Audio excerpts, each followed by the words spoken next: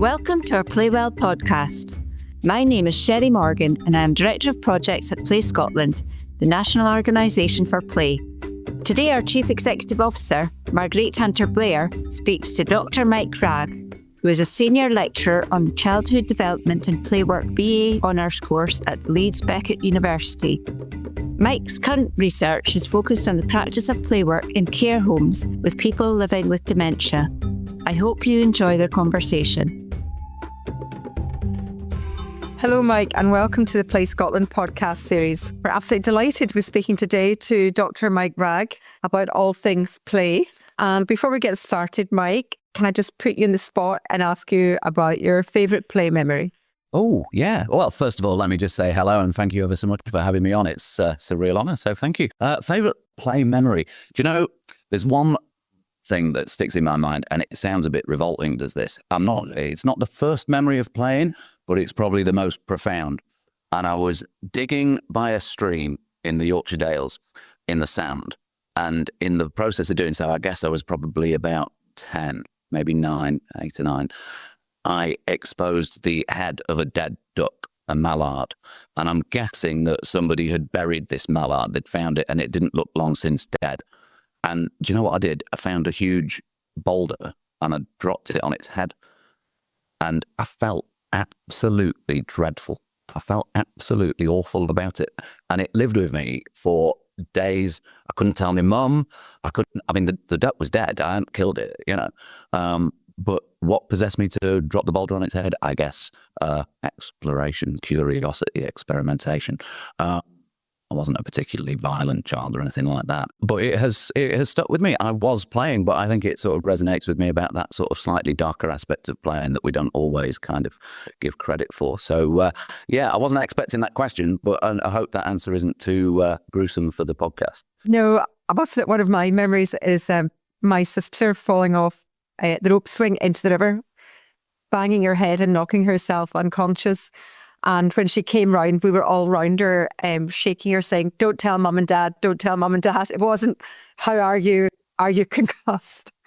So yes, there can be, as you say, a dark side to play. And I look back now in horror at how we behaved, looking after our backs rather than paying attention to how she was. So no, that's very interesting. Thanks so much for sharing that with us, Mike. So I was actually at a school last week and I thought I was going to speak to lots of adults, but it turned out I had a full school assembly to speak to, primary school. And I started off by asking the young people, had anyone ever asked them what they'd like to be when they grew up? And I got an amazing amount of answers, including somebody who said they would like to be a doll. But I just wondered, what made you want to be, or how did you become a senior lecturer on the Childhood Development and Playwork degree course at Leeds Beckett? Well, it was a complete fluke, really, is the honest answer, because when I was asked what I wanted to be when I grew up, I always said window cleaner. And I actually was a window cleaner for a little while when I was about 18, 17, which was a great job in the summer. I gave it up in the winter, but so I fulfilled my ambition of becoming a window cleaner. But I got into this line of work really through, I suppose, the very varied role that the play worker often entails. So I'd been a play development officer working for the local authority in Bradford. This was the very early 2000s, so at a time when we were, I wouldn't go quite so far as to say awash with money, but probably comparatively awash with money, and was fortunate enough as a consequence of that to have been able to set up a couple of projects, one or two of which endure to this day and that I'm still involved with. But of course, that kind of varied role takes you into other aspects. Playwork training became a fairly significant part of my role. I worked with some great people, Maynell and Shelley Newstead, who was at Common Threads at the time, employed me to work for her doing some playwork training, which I really enjoyed and gained so much from the experience of others, obviously, as we do. This sort of paying it forward thing, as we say now, I don't think can be overestimated, the importance of that. And it was really through that and remaining in touch with the lecturers on the BA Honours Playwork course, as it was then here at Leeds Beckett University, that I'd studied myself, that I was asked to come and do some part-time teaching, whilst I think at that point probably doing a bit of private playwork training. And I don't know about you, but I like to say yes to virtually any opportunity that comes along in this sort of field. Doesn't necessarily mean I always do a very good job of it, but I guess I must have done a reasonable job, because that was way back in 2007, I think, that I started part-time. And the person whose time I was there to cover eventually retired, and they took me on full-time by about 2008 or 9, I think. So I've been here ever since. So that's been my primary occupation, I guess, is, teaching, writing and researching on the course. And what would you say are the biggest challenges now? Have you seen a big difference from when you first started doing this to what's happening now? What has changed? I think the play experiences of the students has been quite a profound change. I remember when I began, and probably as a student myself, which is all the way back in the 90s, in the mid-90s, one of those exercises that I'm sure many of our listeners will be familiar with, which actually isn't dissimilar to the first question that you asked me, what's your sort of fondest play memory or earliest play memory or whatever. And we used to do that with the students, and we'd ask them to draw a picture, and it was a sort of icebreaker exercise, but would serve a purpose in terms of identifying commonalities between the pictures. And very often the commonalities were quite stark. So typically the playing would be outside. Typically the age of the person who was drawing the picture at the time of their playing would have been about 8 or 9 years old. Usually there were other people there. There was always the absence of an adult tended to characterize these pictures. Often going back to the dead duck story, there were animals involved, not necessarily dead ones, but there might be a dog running around. The dog didn't necessarily belong to anybody that was involved in the playing, but there were animals. I remember distinctly when the students' drawings no longer comprised of these sorts of characteristics.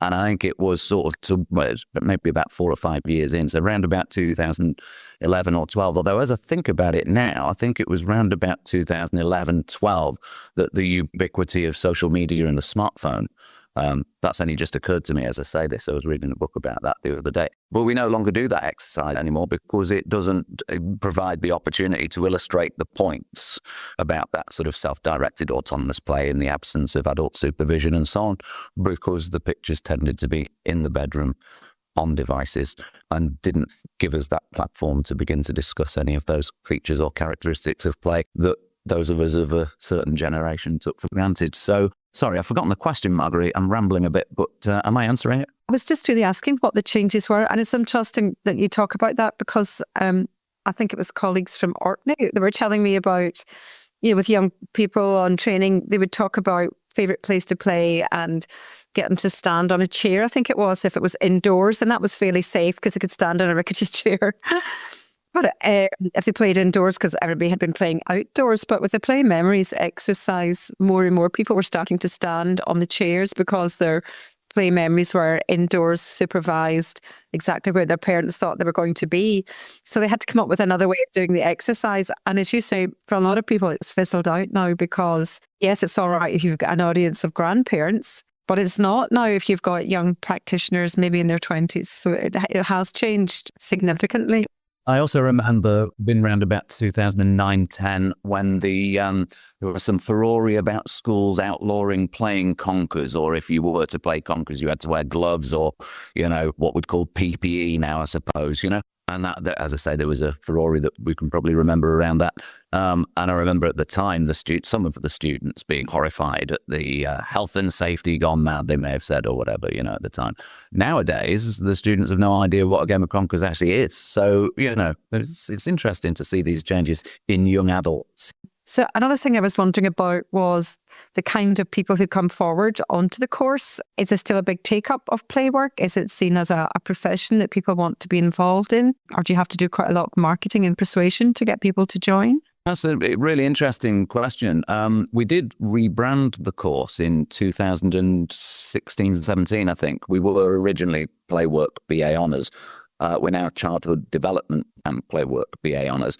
And that was done in part as a consequence of a piece of research one of our colleagues, Leslie Godfrey, did with employers. And some of the employers were saying, your students are great, but unfortunately their degree title, their qualification doesn't do justice to the range of skills that they come into the workplace with.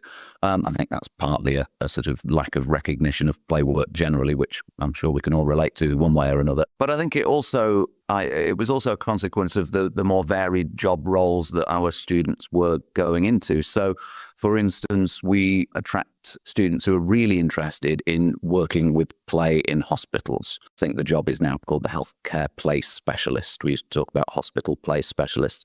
I have a wonderful colleague here, Nikki, who her practical background is in that role, and in fact was a student of the course herself, I think. But so we do see a significant proportion of new starters coming to join us with that particular career in mind. Another excellent colleague of ours, Emma, whose background is working in play facilities in prisons, has been, I suppose, actively promoting through her teaching, as well as just the general interest of the students, that as a career outcome too. So I think fewer sort of what we might think of as more traditional play work roles are the aspiration of the students who join us. I think a broader sense of the importance of playing for children in a range of different settings is one of the biggest changes that we've seen. In terms of marketing, I think all of the universities, perhaps bar a small select handful, are very competitive these days. We fortunately have retained the same sort of recruitment targets that we've always worked towards. We've been fortunate in that sense. In fact, John McKendrick, who you mentioned earlier, I think before we were on air, mentions in a piece in the International Journal of Play that maybe, I think I'd hate to mischaracterize what he was saying, but I think he was making the point that almost an unintended or an unforeseen outcome of such a prolonged period of disinvestment in children's play is that play work has sort of found itself happening in more diverse fields. So that might be a rare benefit of what has been, as we all know, very difficult times for play and play work in recent years. So so we still have huge interest. It's not so much play work, adventure playgrounds. It's more play, the importance of playing, maybe in the early years, maybe in schools, maybe in hospitals, maybe in prisons, in different sorts of contexts. But I think that's an interesting thing for play work in any case. You know, I think we do need to evolve a little bit in terms of our thinking. It's so interesting what you were saying, Mike, about the range of occupations that people can find themselves in with a play work background. And I noticed when you shared your CV with us that you have an interest in play work practice in care homes. And I wondered if you'd like to tell us a wee bit about that. Yeah, thank you. We're actually presenting the findings of our recent research project on Tuesday at the UK Dementia Congress in Coventry. So this is a collaboration between ourselves, the Childhood Development Playwork course at Leeds Beckett, and our Centre for Dementia Research. So I've been working closely with a colleague, Chloe Bradwell, who's done some fabulous analysis of the data, and the stuff that she's produced is really interesting. My role's been very much more practical. In fact, one of the findings of the research is that it's difficult to communicate to the uninitiated what play work might mean in any context, never mind a care home. And so one of the impediments or challenges probably that we faced when liaising with the care home in question that we work with was, I wouldn't use the word convincing or even persuading quite, but let's say convincing the care home management that what we would do, A, would be beneficial, but B, wouldn't be infantilizing to the residents, to the people living with dementia that we were working with. I think that's an interesting one because I think it's bound up in sort of social constructs of what we think old people should represent and how older people should be treated. And I think the notion that older people wouldn't want to play is a bit misguided myself, but nevertheless one that we're probably all familiar with, you know. So it was a question of myself, my colleague Nikki, who I mentioned earlier, who does work in hospitals as well, going to a scrap store, one of these outlets that sells us, in our common parlance, let's call them loose parts, with a very small budget and a couple of large cardboard boxes, and spending a couple of hours gathering together materials that we thought would be interesting for older people living with dementia in care homes to play with. We ran a 5-week program, an hour per week, with 4 of our final year Playwork students as volunteers on the project, who were fabulous. I can't overstate how great they were, because it's a nerve-wracking experience. Not many of us had first-hand experience of working with people living with dementia in the past. Not many of us have had very much experience of being in care homes. They adapted really well. We were put off a little bit to begin with, because we had a number of initial meetings with the care home staff about what we might be doing, and they gave us the very firm impression that they thought anything physically active wouldn't go down well. We were kind of steered towards more small-scale arts and crafts type activities, which took the wind out of our sails a little bit in the planning, because whilst it was only a 5-week program, 5 hours in total, 1 hour a week, we'd envisaged, I suppose, larger scale participatory active games. Maybe we were naive, maybe our ignorance shone through. However, as it actually turned out, by week 2, it was completely evident that the residents wanted only to play with fairly large scale things, moving around, all of that. And they were playing games of skittles. They got badminton rackets and shuttlecocks out, and balloons were very popular. We had 8 residents attend every session. One of the findings that was of particular interest was that none of the residents had ever committed to any of the other activities that the care home ran for longer than 1 session. So having complete buy-in from the same group for the whole period of time was really significant as far as the care home staff were concerned. One of the other really significant findings was that the actual capability and capacity of the individual residents, it appeared, had been underestimated by the staff previously, because, for instance, somebody who it was believed couldn't get out of their chair unaided, by week 5 was getting up and down. I wouldn't go quite as far as, say, running, but certainly moving around the room quickly, kicking balls, picking things up, throwing them. We had a resident who'd been non-verbal in the experience of the staff for the entire duration of her time in the care home, who began talking, communicating. There was one resident who actually remembered my name after 1 session. Apparently, they looked out the bedroom window and said, "Mike's arrived." And the member of care team who was with them at the time couldn't believe this, because they'd never remembered anybody's name prior to that at all in their experience of working with them. And it was wonderful. I mean, I'm hesitant to use these superlatives, because, we can say anything's amazing. But this genuinely was, I believe, life-changing. I think I can say that for those of us involved in the delivery and those who were playing, and although we had to deliver a short-term pilot project, we are looking to continue the work. We were hoping that the care home may have taken on principles of play and playfulness, let's call it Playwork, in the care home. That hasn't happened, sadly. But we're working on a large grant application to scale up the whole research aspect of things, and we're looking to work with a charity that I'm quite closely involved with in Bradford to maintain, sort of continue the things we've been doing already in care homes in Bradford, which is a small town to the west of Leeds. It sounds brilliant. We did some intergenerational play during COVID, storytelling and various things, and it was incredibly rewarding. But a bit like you say, when the funding runs out, the projects stop, and yet we all know what a benefit it was for everyone who participated, not just the older generation, but the younger generation as well. So it's fantastic to hear that. And I think it's the obvious way forward, as many of us will end up, perhaps with some of these degenerative conditions. And as you say, people make an assessment of what you can and can't do, but it's not until there's a provocation or a stimulation,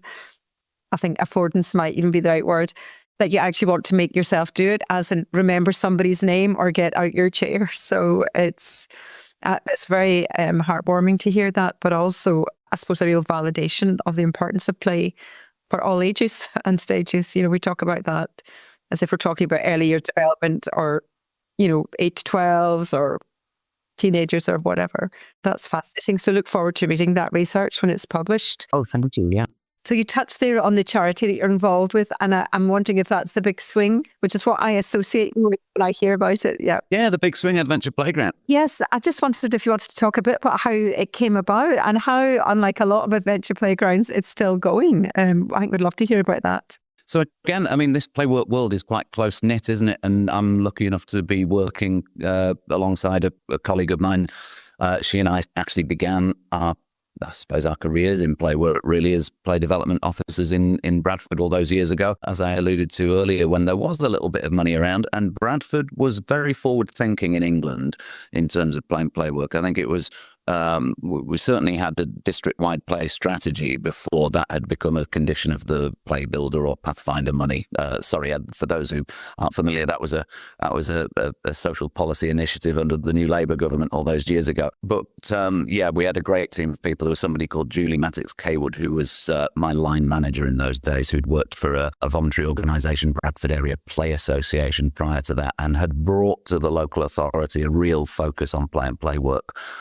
So it was credit to her really that we had those opportunities to bring play and play work into the arena, which was dominated by the childcare agenda at the time, of course. And one of the opportunities Ali and I found ourselves with, and also our excellent colleague Mark Gladwin, who sadly passed away a few years ago now, but whose contribution to the play strategy in Bradford was enormous, you know. And Mark and Ali and I worked closely on obtaining a piece of land that belonged to the local authority. Interestingly, it was being used as a horticultural site for adults with learning disabilities. And it coincided, I think, with the introduction of the Disability Discrimination Act, as it was then, now the Equalities Act, I think. And it was the view of those who were running the site that it wouldn't have been compliant with the new legislation for various reasons, partly because it was on something of a steep incline. And so the land had become vacant, really. So it was an asset transfer to our department, which in those days I think was the Early Years and Childcare Department, probably it was called. And that was the starting point, really. We had some budget, and it really was make to amend to begin with. It was Ali and I down there on a Sunday afternoon on our hands and knees, literally scrubbing floors and unblocking toilets and getting the place going. We developed from there really organically. I left Bradford in 2007, I think, but remained involved with the committee. I've actually been chair of the committee now for too long. I'm sure they want rid of me, but they haven't said so just yet. They're probably too polite. But have been, as I say, involved ever since. And we have expanded. We've continued to grow. We're now actually called Play Bradford, which was in part recognition of the fact that we do so much more than just run an adventure playground. So the big swing is still at the absolute heart of everything that we do, but we have community outreach play sessions now where we go into communities and take loose parks and adventurous play equipment with us. We work with schools, particularly pupil referral units and special inclusive learning centres, to do alternative education provision for children, both in schools and on the site of the Big Swing Adventure Playground. Throughout COVID, of course, like many of us will have done, there was a big kind of community response, so involvement in helping to keep people warm and fed and that type of thing. So yeah, it's just been great to have been involved really since the very inception of the programme, and to still have some degree of involvement to this day. So yeah, and it's just a lovely adventure playground to be at. Beautiful site. It sounds fantastic. I've heard great things about it. One of the things we had a wee chat about before we started the podcast was about IPA Glasgow. Only last summer, it feels a long time ago now, in the gorgeous sunny weather in Glasgow. It was. And I think for a lot of us, it was the first time we'd been to an in-person event since COVID began. It was a big worry for those of us organising it as to whether people would actually come. But come they did. We were completely oversubscribed. And you're not the first person to tell me that it was the source then of lots of creative and playful conversations. And we talked a bit about the fact that there's now a network of adventure playgrounds. IPA Glasgow played a pivotal role in that, really. The background was that we at the Big Swing Adventure Playground, Play Bradford, had literally sort of hours ago survived almost an existential crisis, because we'd had a child injure themselves, an insurance claim made, a huge sum of money. The insurance company wouldn't renew our cover. We couldn't find cover anywhere else, and were literally within 12 hours, as it turned out in the end, of permanent closure, until our manager, Janet Jewett, herself, I mean, we used endless brokers, got nowhere, but Janet secured cover with a company that I won't mention now unless you ask me to later, but that has been very helpful, taking a real interest in what we do there. And so it was on a wave of some euphoria, I think, that I arrived in Glasgow knowing that we'd just kind of, escaped the jaws of defeat or whatever. It turned out to be an interesting story, or a story that people were interested in, if you see what I mean. So in all of those lovely little kind of social occasions that go alongside conferences, it seemed that word got round and people were asking me about that, which was good in the sense that it enabled me to meet more and more people and learn from one another as we do at these things. And in the process of doing so, I was speaking to a colleague, Sean Edwards, who's up in Wrexham in North Wales. And I do fear misrepresenting anybody here because I have a bit of a hazy recollection of it. Although I have written an article about it, which is in open access in the International Journal of Play. So if anybody did feel that they had enough time to go and find that and read more about the Adventure Playground Network in the International Journal of Play, it's there. If you Google those terms, you'll find it free and open access. But it was predominantly Sean and I and one or two other colleagues, including Jackie Bolden and subsequently others who've joined, Serena Key-Matlian down at Harringay Play Association, who sought to put together a network. And that's literally all it is. It's not an organisation. It's not a membership. It was really just to try and create a platform for people who are involved in adventure playgrounds to come together and talk about issues that are of interest to them, that are affecting them, and so on. I think it was a call from a briefing paper produced by Play England, possibly, that recommended the network. And I think Jackie, who I mentioned earlier, amongst others, and I do apologise if I'm missing anybody out because, these things it's never one person's job, is it? But had compiled a database, I think, of adventure playgrounds around the UK. So we had those details, which was clearly the starting point, and a number of meetings led to the inaugural meeting of the UK Adventure Playground Network, which I think was in, was it November last year? Have we been going a year? Or it may have been April, I'm not sure. But the subject of conversation for the first meeting was insurance. And we used the Play Bradford experience that the Play Safety Forum had already also been very helpful in advising us on, and kindly invited me to go along there and talk about the experience with them.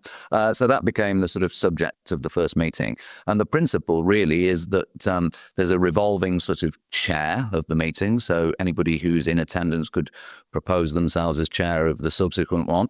The agenda, if we could call it that, or the subject of conversation for the subsequent meetings are proposed at the meeting that is taking place at the time.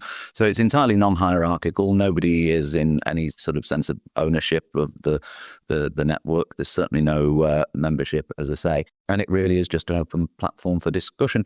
And like lots of these things, they don't always sort of develop in a totally smooth trajectory. I think we had a hiatus between the first meeting and the second for various reasons. People working on adventure playgrounds are busy, particularly in the summer, as we know, But we have had, I think, 4 meetings now in total. The idea is that they're bi-monthly and that they work on the premise that I just sort of described. So a chair is picked and then the subject matter is picked, and then that becomes the focus of the subsequent meeting. So that's where we are with that at the moment, I think. Although one of the things that the network does have is an open line of communication with somebody at the Centre for Young Lives, think tank, the Centre for Young Lives, which is, I'm sure you and your listeners are aware, have been gathering evidence with you. Although, of course, this is an England-only play strategy. I think they're looking to influence. Of course, things are better in Scotland. I know, it's very exciting, isn't it, that they have established this play commission, and we're a wee bit involved in that as well. So it is very exciting because for a long time, as you rightly said earlier, Play England really led the way in many ways in terms of social policy development and practice.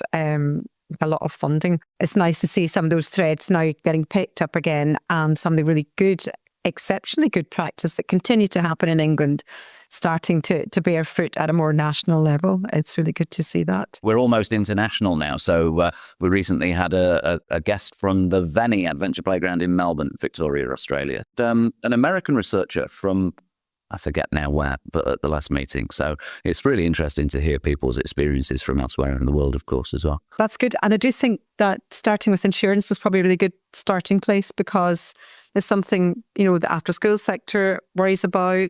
Lots of providers worry about it. not just adventure playgrounds, but of course adventure playgrounds are working on the cutting edge sometimes. And it is, I've heard many projects almost close, if not close, because of insurance issues. And some of that is just lack of understanding about what the offer there is trying to achieve. And sometimes the assumption that children are innately incompetent, whereas we all know children are actually innately competent, and they need some of these experiences to help develop their physical and mental health and well-being and skills too. So couldn't agree more. It's just holding your nerve sometimes, isn't it? Because it can go right to the wire, as you say, the last 12 hours. So that's fantastic. So Mike, I could talk forever at these meetings because I love all things play, but I know that we're possibly coming towards the end, but I just wondered if you were trying to promote play and play work as a profession, do you know, what advice would you give to young people when, as dreaded adults ask that dreaded question to you, what would you like to be when you grow up? What would you say to young people to encourage them to consider play work as a profession? It's a tricky question, isn't it? I have two now grown-up sons, neither of whom shown any interest, despite having sort of grown up with me in adventure playgrounds and doing play work things at music festivals and so on. You know, I think first of all you've got to have it in you. I think that's probably true of any occupation, isn't it, or vocation? If we're, really honest about it, it's either in you or it isn't. But I think something that puts students. Oh, sorry, I'm thinking from the professional point of view of the lecturer now. I think something that the students very often discover through the first year of being with us, because we have a heavy placement, work-based placement aspect of the course. They spend 3 months in the second semester of both the first and second year on placement. Many of them are amazed that there are jobs that exist in which you can be a play worker. The job title might not specify play worker, and of course there are lots of reasons for that, that we don't need to go into now, but where they can really do the things that they love and earn money that they didn't believe they'd be able to. One example recently is one of the students who volunteered on the Dementia Playwork project, the research project, is now working with Play Bradford. That's got nothing to do with me. Should have got the job irrespective. Of course, she's wonderful, but is now going to be leading, should we get the funding that we've applied for, which I'm hopeful for, fingers crossed, we should hear about that soon, but we'll be leading on that project. So that's her first step into a career as a play worker, partly in an adventure playground, partly leading on a project that will be doing play work in care homes with people living with dementia, which I don't think any of us could have imagined before she'd started. And I guess our sort of course history is replete with examples. There's another former student, Lauren Catlin, who I'm sure won't mind me mentioning her name, who has done some wonderful things with children who've been sexually exploited and trafficked. And it's play work that has enabled, she will testify herself, she comes and speaks to the students really passionately and eloquently about it, but it's play work that has enabled her to have such a positive and profound impact on the lives of some children who are in the most abject circumstances in the world, literally. So I think it's more the opportunities that we just don't know about that are there when we come to really engage in the practice of play work. So be committed, and if it's in you, go for it. That's what I'd say. That sounds fantastic, and a really strong soundbite, because we all love a soundbite to finish on. But thank you very much for that. Honestly, speaking to you today has been so inspirational and very uplifting. So thank you very much for agreeing to do the podcast today. No, thank you. It's been my pleasure. Thank you, Marguerite.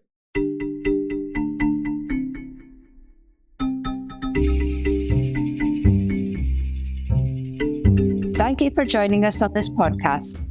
Don't forget to subscribe to this podcast in your preferred app. To find out more about Play Scotland, please follow us on X @Play Scotland and visit our website at playscotland.org.